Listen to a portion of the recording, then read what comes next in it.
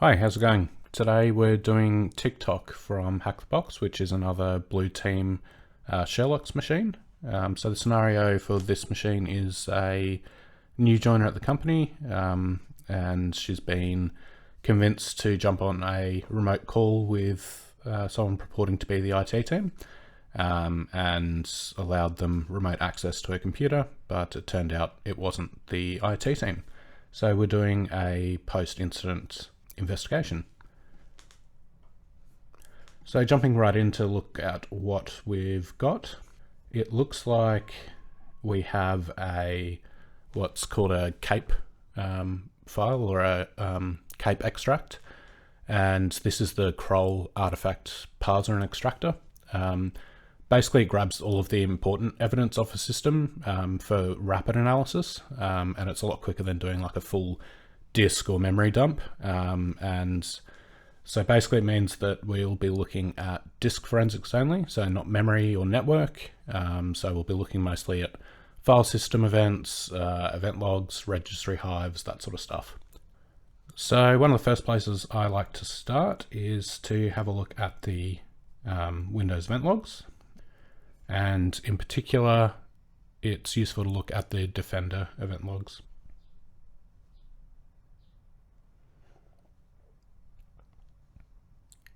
So I'm just going to open this up quickly in Event Viewer, get a feel for how big the file is. Looks like there's only 35 events, so should be pretty easy to look through and see what sort of flags Defender's thrown up in the event logs. Okay, I'm going to sort by time and date, and let's check out the warnings in the first instance.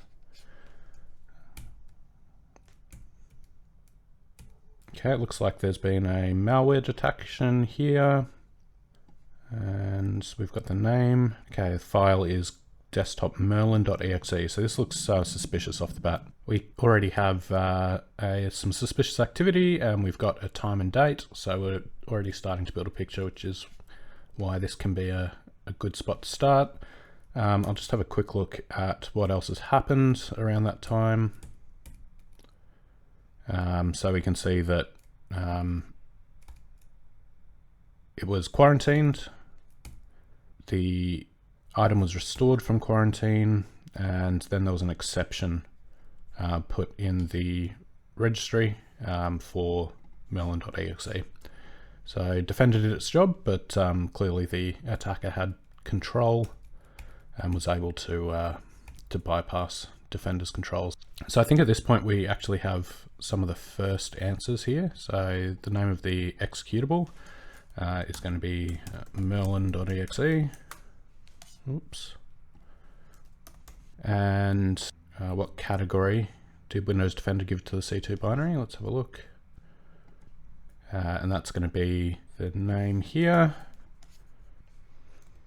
So now I've got a timeline roughly of when this Merlin executable was attempted to be run and when it was run. I want to take a look at the actual MFT, which is the master file table, I think. And this is basically an audit log of the file system. So what I'm going to do is use the Zimmerman tool, which is called MFT CMD, to parse this into a CSV, which we can look at on a timeline viewer. So we're going into Zimmerman tools, and we want MFT CMD, pass it the file, which is where we are.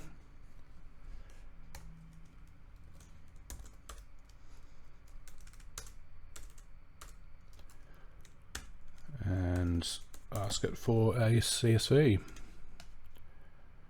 And we might just put this in the root.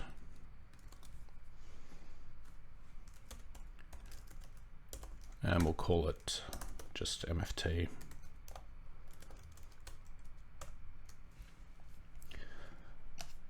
So that will parse the MFT file, which we can now open with another one of the Zimmerman toolsets, Timeline Explorer. So one of the things that I want to look at in the Timeline Explorer here and the MFT records is to see whether this was a downloaded file. If it was downloaded off the internet, it should carry with it the mark of the web, and in which case we might get some zone identifying information on the file, which will tell us the originating IP address, where it came from. Okay, so we've got Timeline Viewer open now, and just to make things quick, I might just search directly for merlin.exe.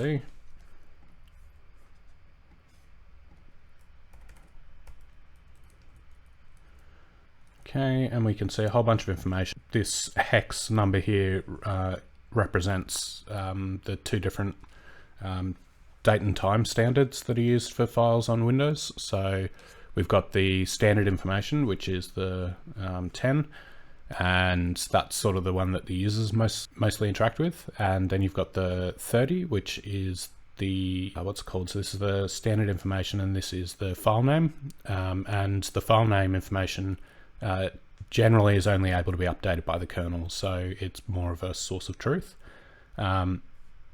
Now that's interesting because we can see that there's a flag here which says if the standard information is before the file name, then there's a flag here that alerts, and that is an indicator of something called timestomping. So attackers use timestomping to try and hide malicious activity and obfuscate the actions that they've taken on the file system by changing the last accessed or created times on file systems, and it makes it a lot harder for forensics to be able to put together a timeline about what's happened and to make sure that they've actually caught everything that the attacker did while they were on the system. Okay, so the next thing I can do while I've got the file system up is we can filter and sort all these values as much as we want, and I'm just going to try and hunt through for anything that's interesting. So I might filter it by executable or Powershell scripts, that sort of thing. Anything that might indicate a file that's actually doing something to the system. So I'll just grab some of the executable, and I might grab the PS1. So Powershell scripts, they're also of interest. Let's just have a look at that. Oh, and almost immediately, roughly around the same time, there's another suspicious looking Powershell script, invoke time wizard. Just based on the name, I'm already suspecting that it's the Powershell script that the attacker used to manipulate time, but I can get some more information on that. So if a file is small enough, its remnants might actually still be in the MFT, and we can actually extract that. So if I use the same tool we used before, MFT CMD, so if I just pull up the help, we can see we can dump full details for an MFT entry by providing a sequence or an entry number. So I'll grab the sequence number for Time Wizard, enter 89291.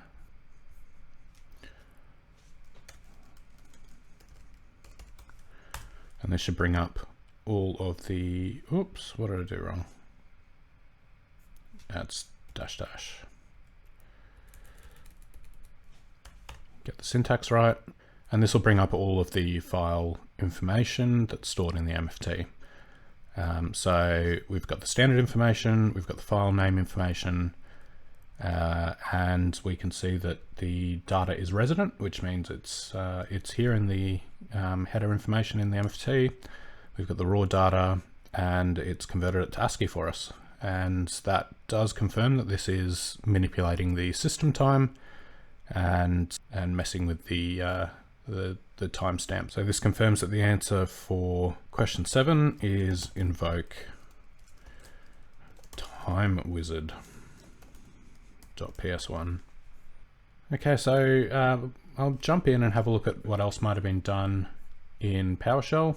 So let's open the logs.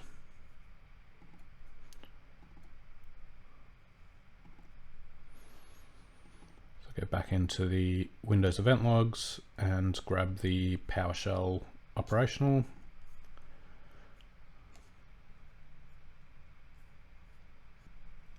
And again, I'll just use the event log viewer. Nothing particularly fancy. We've only got 32 events, so it should be easy enough to parse through with this.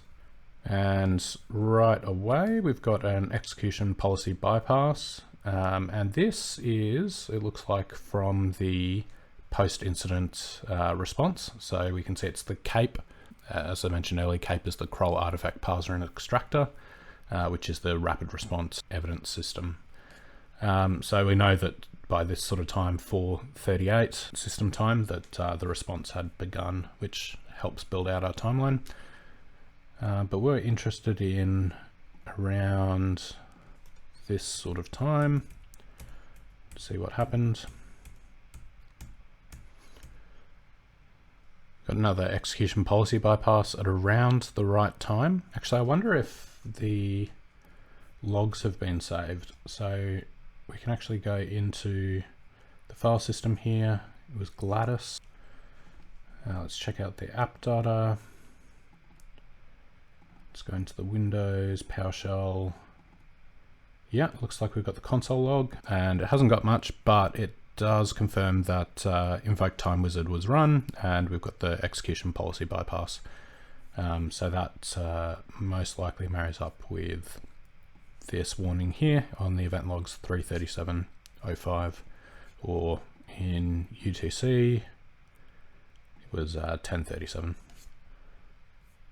Okay, so that all absolutely confirms this invoke time wizard was run to timestomp. So the next question that's still outstanding for me is how merlin.exe got onto the machine in the first place. And to try and answer that, I'm going to go to the Sysmon log and try and parse that into a CSV as well, and see if we can't hunt for anything interesting in that. So I'll jump back into our event logs. So the Sysmon operational logs is what we want to look at. This time we're going to use another Zimmerman tool, which is called evtx-cmd, and this again is going to convert it into a CSV for us to just look at the timeline and start filtering and sorting through to see what we can find. Tools, get zip.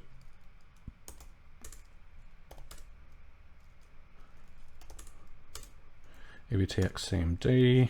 Let's check how we're meant to use this. I can give it a file rather than a directory, and I want this.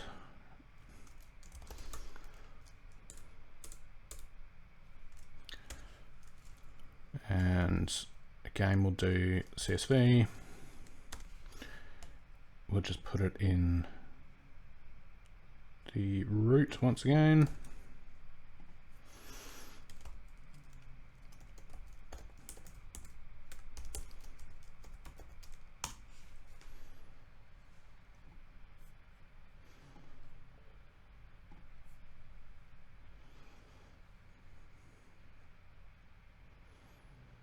All right, so we've got a whole range of events, and we've got the output here in Sysmon. So we'll open this up again in Timeline Explorer. We could also use other parsing tools like Chainsaw, etc., but for the purposes of a fairly simple investigation like this, I find this nice and easy. So I want to look for Merlin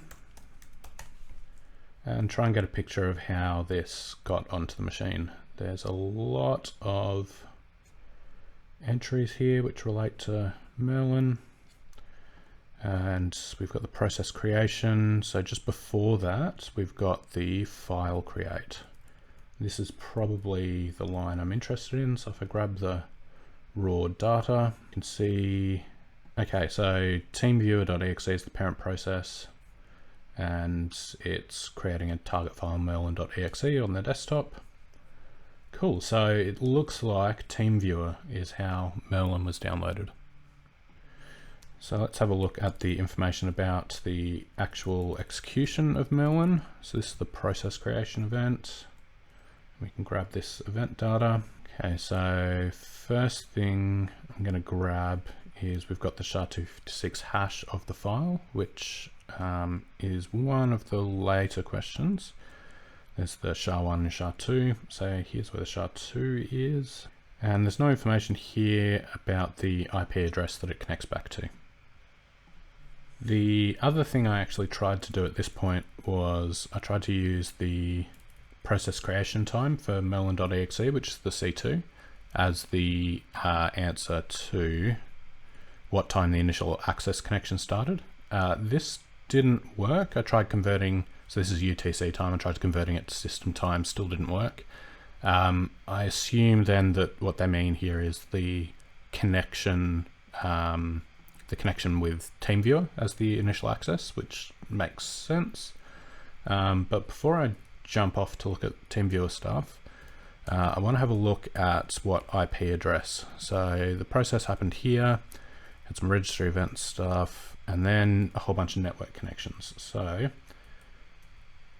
these are all to the same IP address. I am going to assume, let's see if I can get the parent process ID for this connection.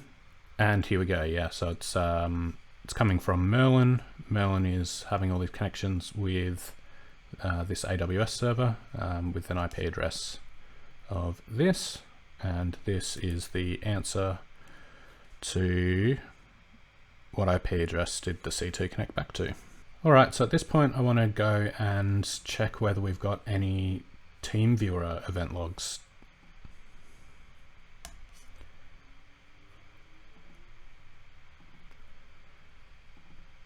So I'm going back into Gladys's app data. Let's have a look at, here we go, we've got TeamViewer logs, excellent. All right, let's have a look at the logs. Okay, it's a bit of a mess and takes a little while to read properly, but we can see it's in chronological order. There seems to be some sort of connection, some session happening. Actually, this session ID, I believe, is the answer to another question, which is session ID for initial access. And the time for the initial access is just here. What time? Let's see if we can find a participant name in these logs. Okay. Oh, here we go. Participant manager. Fritjof Olfsson.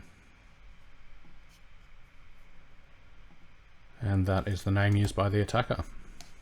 All right, so let's tackle task 3, which is about the BitLocker password set attempt. For this one, I'm going to go back to the event log. So go back to the Sysmon log, and I'm just going to have a look for any Powershell activity. So go up here and just search for PowerShell.exe.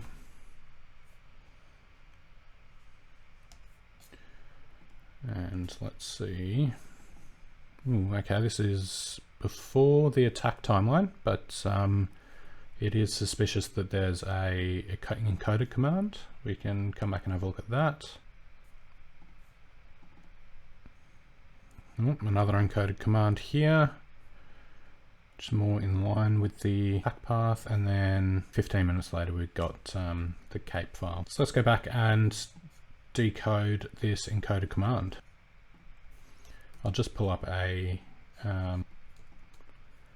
Linux shell just because it's an environment I'm more comfortable with, and we'll do a echo-n, put the encoded command in and pipe that over to base 64 decode, and here we go. It's a secure string, really long password as plain text. Force enable BitLocker mount point C and try to use the secure pin, secure string.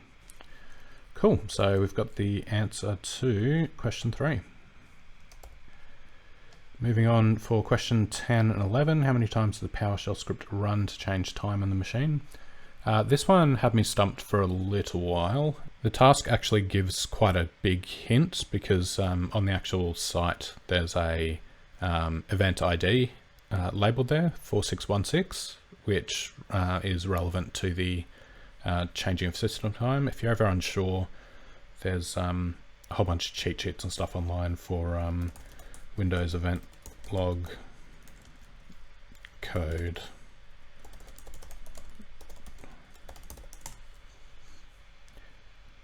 There you go, event system time was changed, 4616. There are also cheat sheets. I found a really good one on GitHub. Event log cheat sheet, GitHub. See if I can find. Might have been this one. Yeah, this one here. So this is a good one to have open when you're doing these sort of investigations, and you can just Control F through the document and find interesting event codes to search up and try and hunt. So the first thing I tried to do was use Chainsaw to parse through the event logs. Clear my screen. Alright, so we're going to use the search feature of Chainsaw to try and find the event 4616 and see if we can get a count of how many times that event gets flagged in the event logs. So I'll start off by grabbing my Chainsaw, executable, and I want to tell it to search, and I want to look for event ID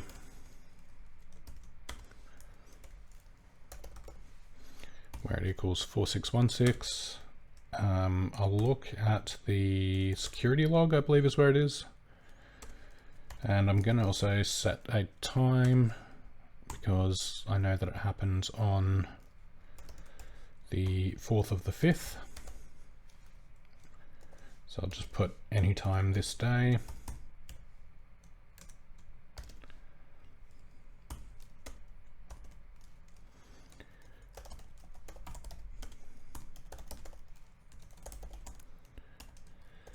Tell it where to find that timestamp. Attributes. And that should work. Yep, there we go. So the big assumption behind this search is that any time change that happened on the day of the 4th was done as a result of the PowerShell script for Timestomping. So the result I get is 2,374. I'm not 100% on it because, like I say, it's just anything that happened that day.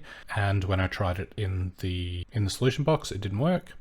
So I thought I would try it a slightly different way. We could also look at event ID 1, which is a different system time creation event. And this time we'll look in system.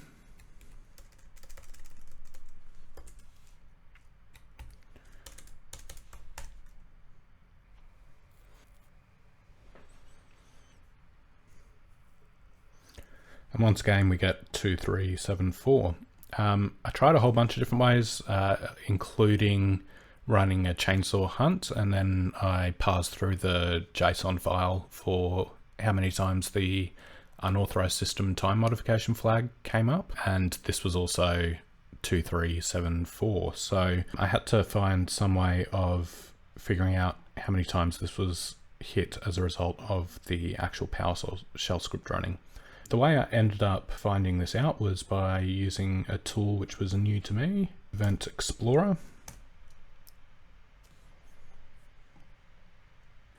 And this just has a slightly better filtering system than the normal Windows event log.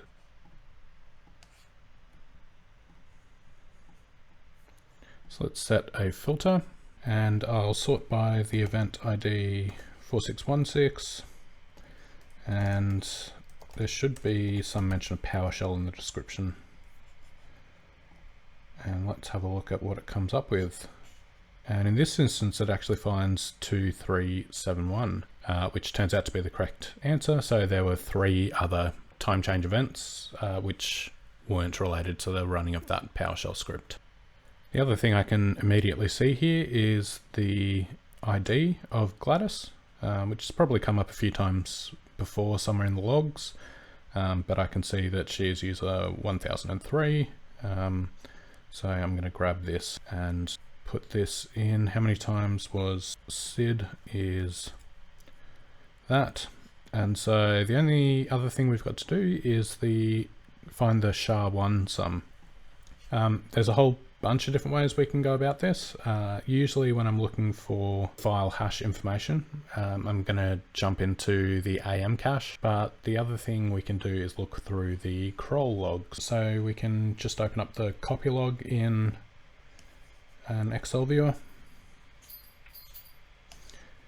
and then search for the Merlin executable. Here we go, we've got the SHA-1 sum here. So we can grab it just from here, source file SHA-1. Alternatively, and the way that I found it was in the AM cache, which is sort of in the category of program execution evidence, similar with prefetch. So by jumping into Registry Explorer,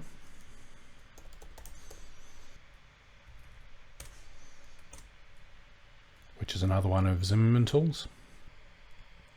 Okay, just ignore the giant text. I've got some issues with resolution with this this tool for some reason. And the easiest way to get the Hive up on Registry Explorer I've found is to pass in the logs along with the cache. So if we go into Windows, I believe it's app compat, programs, and then we'll grab the log and the Hive, and it loads up, and you'll see in a second that's the reason why I've changed the font size. It resizes itself for some reason. Alright, so I'll just do a quick search for the Merlin executable. Here we go, and we can see all sorts of metadata about this executable, including the file ID, which actually looks a little long to be a... Okay, I'll clear the screen. Let's just echo test over to SHA-1 sum and confirm. Word count characters, so it should be 41 or 40 characters, I think. I think it copied the line break at the end. So we've got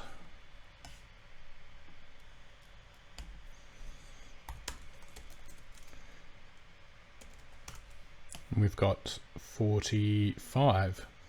So I'm just going to assume that these prepended 4 zeros aren't relevant here. So if I just grab that, it turns out to be the correct SHA-1 sum for the file. Okay, that'll about do it for TickTock. Hope you enjoyed. If you have any questions or requests, please let me know. Otherwise, look forward to seeing you in the next one.